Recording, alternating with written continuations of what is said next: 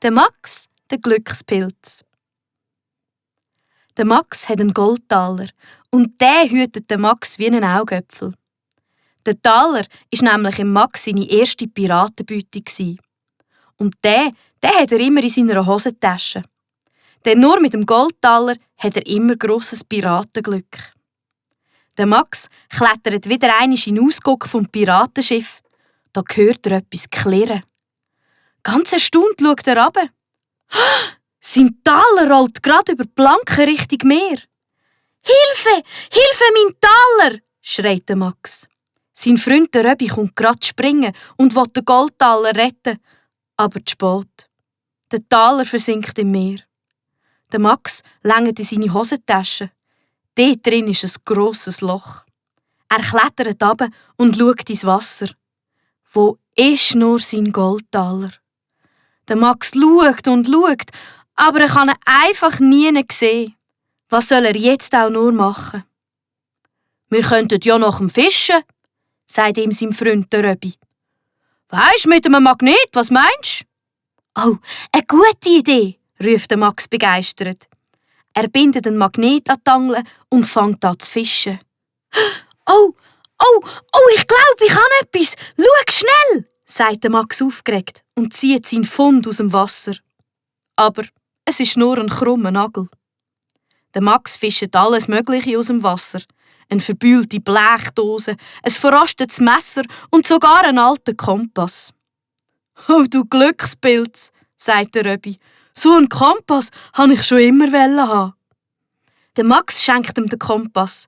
Er ist kein Glückspilz. Ohne seinen Goldtaler ist er ein Pechvogel. «Mit dem Magnet klappt das nicht», sagt der Max unglücklich. Dann tauch doch nach deinem Taler», schlägt der Röbi vor. Der Max wird ganz rot im Gesicht. Ich kann doch gar nicht wirklich. Ich kann eben gar nicht wirklich gut schwimmen», stottert er. Aber da hat der Röbi eine Idee. Er bindet dem Max ein Seil um den Bauch. «Schau, damit kann ich dich erstens heben und zweitens wieder raufziehen», erklärt er. Der Max will aber nicht tauchen. Aber ein Pechvogel sein will er erst recht nicht.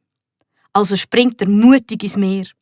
Als erstes bekommt er gerade mal eine ganze Ladung Wasser in die Nase, doch er geht einfach nicht unter. «Bereit zum Tauchen? Wenn du wieder rauf willst, dann ziehst du einfach am Seil.» Der Max nickt tapfer. Er holt tief Luft, hebt sich die Nase zu und taucht. Zum Glück ist das Wasser nicht so tief. Auf dem Meeresgrund sieht er nur Sand und Steine und viele Fische, die vergnügt herumschwimmen.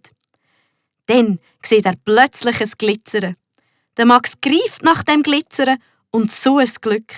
Das ist sein Taler und direkt neben dem Taler steht eine kleine goldige Truhe. Aufgeregt zieht der Max am Seil, so dass der Röbi ihn ganz schnell aufholen kann. Ich habe ihn, japst der Max und hebt den Goldtaler auf. «Ich muss aber noch mal runter. Dort steht noch eine goldige Truhe.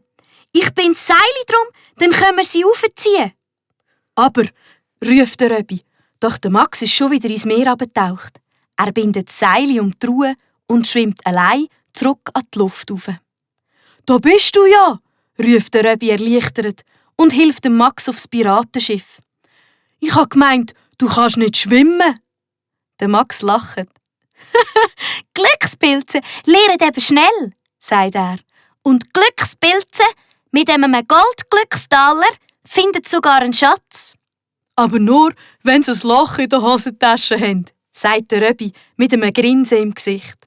Und dann ziehen sie gemeinsam die goldige Truhe aufs Piratenschiff.